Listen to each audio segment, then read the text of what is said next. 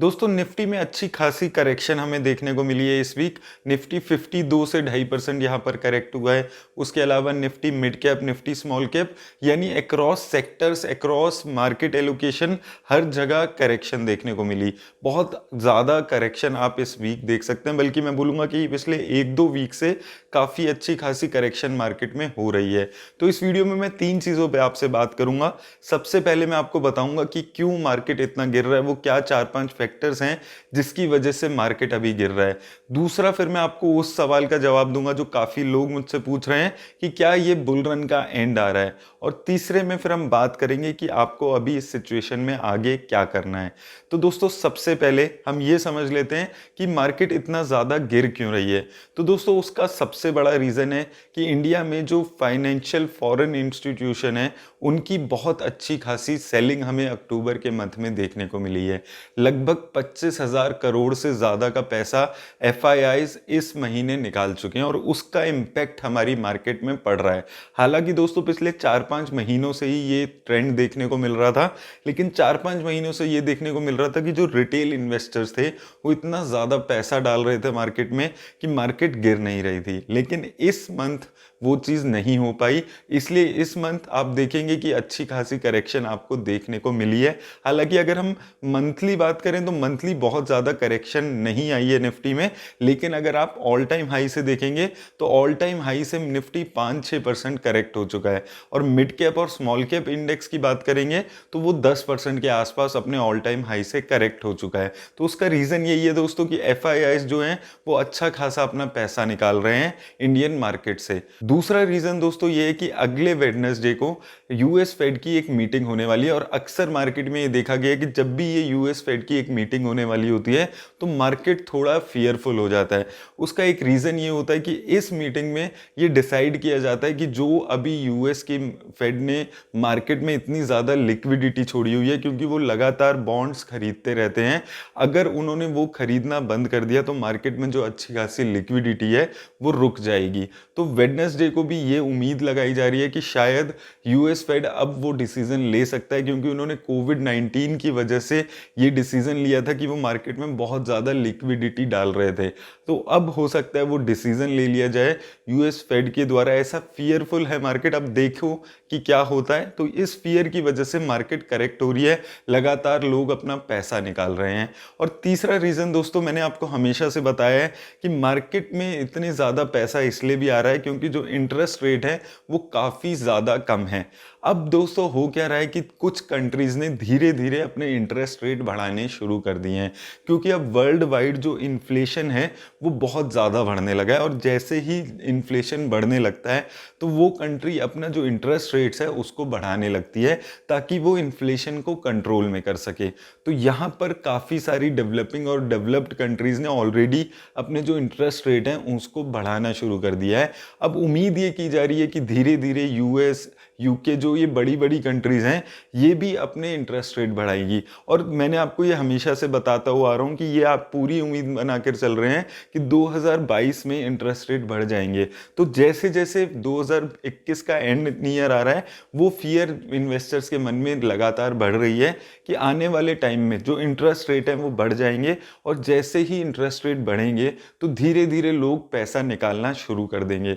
तो यहाँ पर वो तीसरा रीज़न ये भी है कि एक फियर आने लगा है मार्केट में कि धीरे धीरे अब इंटरेस्ट रेट हर कंट्री का बढ़ेगा। और वो चीज़ यहाँ पर हमें देखने को मिल रही है कि इन्वेस्टर्स अपना जो प्रॉफिट है उसको बुक कर रहे हैं। चौथा रीज़न दोस्तों इंडिया से रिलेटेड है। आपने अगर अभी कंपनीज की अर्निंग देखी हो तो एक कॉमन फैक्टर हर कंपनी में निकल के आ रहा है कि उनकी रॉ मटेरियल की इनपुट कॉस्ट बढ़ गई है। उसका रीज़न है कि इंडिया में जो इन्फ्लेशन लगातार बढ़ रही है वो इसका सबसे बड़ा रीज़न है। पेट्रोल के प्राइसेस हमने देखे हैं कितने ज़्यादा बढ़ चुके हैं। उसके अलावा दोस्तों लगभग हर कमोडिटी के प्राइसेस लगातार इंडिया में बढ़ रहे हैं। उसकी वजह से कंपनीज की जो अर्निंग है उस पर इफेक्ट आ रहा है।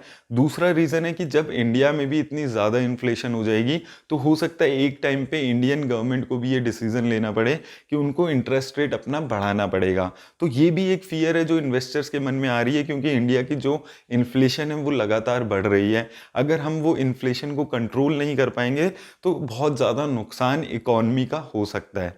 और इसके अलावा दोस्तों जो अगला रीज़न है वो एक बहुत कॉमन रीज़न है, जब मार्केट एक साथ बहुत ज़्यादा बढ़ जाती है तो हमें देखने को मिलता है कि प्रॉफिट बुकिंग इन्वेस्टर्स करने लगते हैं। आपको अगर याद होगा, मैंने आपको पिछली वीडियोस में पिछले वीक जब हमने बात की थी ये बताया था कि जब मार्केट 18,500 पे गई थी, वो इन्वेस्टर्स जो 5-6 महीने के परस्पेक्टिव से इन्वेस्ट कर रहे हैं उनके लिए एक अच्छा टाइम है प्रॉफिट बुकिंग का। तो यहाँ पर वही चीज़ देखने को मिल रही है कि जो शॉर्ट टर्म इन्वेस्टर्स हैं, जो 6-8 महीने के लिए इन्वेस्ट कर रहे हैं, वो अच्छा खासा प्रॉफिट बुकिंग कर रहे हैं। उसकी वजह से भी लगातार मार्केट से पैसा बाहर जा रहा है और स्टॉक्स के प्राइसेस गिर रहे हैं। तो ये कुछ रीजंस हैं दोस्तों जिसकी वजह से मार्केट गिर रही है। अब दोस्तों सवाल आता है कि क्या जो बुल रन में इंडिया चल रही है वो बुल रन अब खत्म हो गया है, खत्म होने वाला है, या 1-2 महीने में खत्म हो जाएगा? तो दोस्तों मैं यहाँ पर आपको एक चीज बहुत ज्यादा क्लियर कर देता हूँ कि जो बुल रन होता है उसमें कभी ऐसा नहीं होता कि डेली आपकी मार्केट ऊपर ही जाएगी। 10-15% तक की हेल्दी करेक्शन आपको बुल रन में भी देखने को मिल सकती है।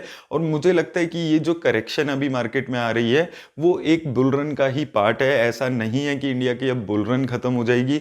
इकोनॉमी अगर हम देखेंगे उसके पर्सपेक्टिव से देखेंगे, कंपनीज की जो अर्निंग आ रही है, जो ग्रोथ हो रही है, उसके पर्सपेक्टिव से भी अगर आप देखेंगे तो मुझे नहीं लगता कि नियर टर्म में इंडिया का जो बुल रन है वो खत्म होने वाला है। तो जो लॉन्ग टर्म इन्वेस्टर्स हैं, मुझे नहीं लगता है कि आपको घबराने की कोई भी ज़रूरत है।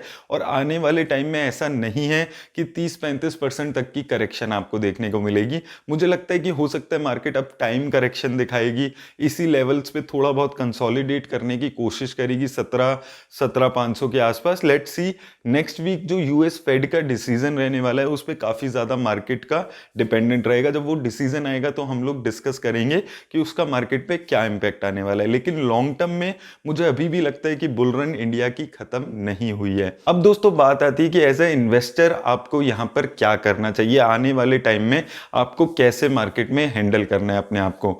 तो सबसे पहली चीज़ दोस्तों मैं आपको बोल दूंगा कि आपको यहाँ पर घबराना नहीं है। चाहे आप अपने पोर्टफोलियो में 7-8%, 10% तक का नुकसान भी देख रहे हैं तो आपको घबराना नहीं है। अगर आप एक लॉन्ग टर्म इन्वेस्टर हैं, आपको डर के अपनी पोर्टफोलियो को बेचकर नहीं जाना है।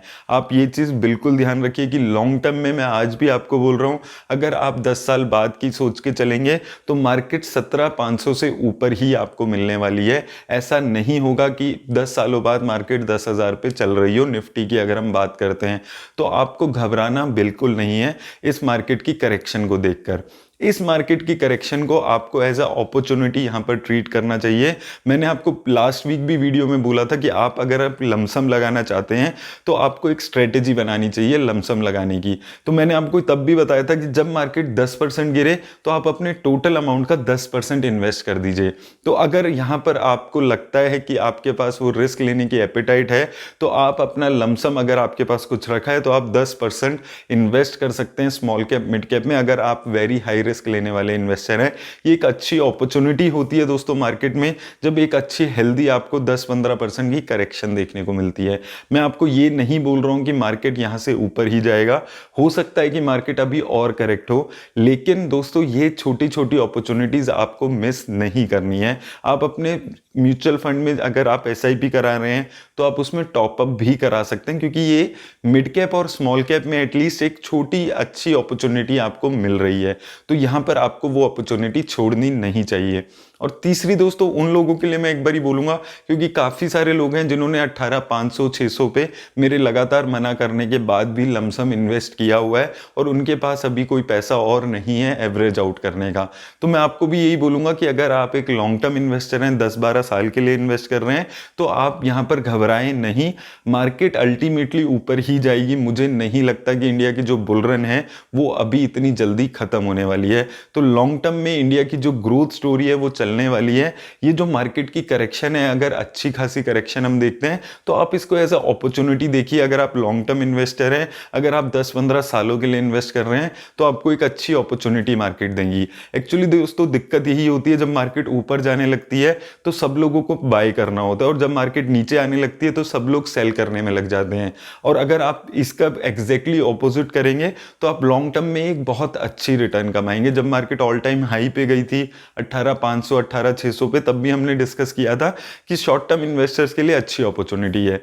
अब दोस्तों मार्केट 17,500-600 के आसपास आ गई है। लेट्स सी मंडे को क्या होता है। अगर आपको यहाँ पर थोड़ा बहुत विंडो मिलती है तो आप थोड़ा बहुत टॉपअप ज़रूर कराएं, क्योंकि एक बार ये यूएस फेड की डिसीजन आ जाएगा तो मुझे लगता है मार्केट फिर से एक अच्छी बुल रन दिखाने की कोशिश करेगी।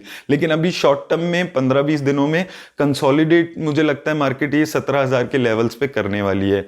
मेरी तरफ से दोस्तों इतना ही। उम्मीद करता हूँ आपके क्वेश्चंस जो थे उसके सवालों के मैं जवाब दे पाया हूँ। धन्यवाद।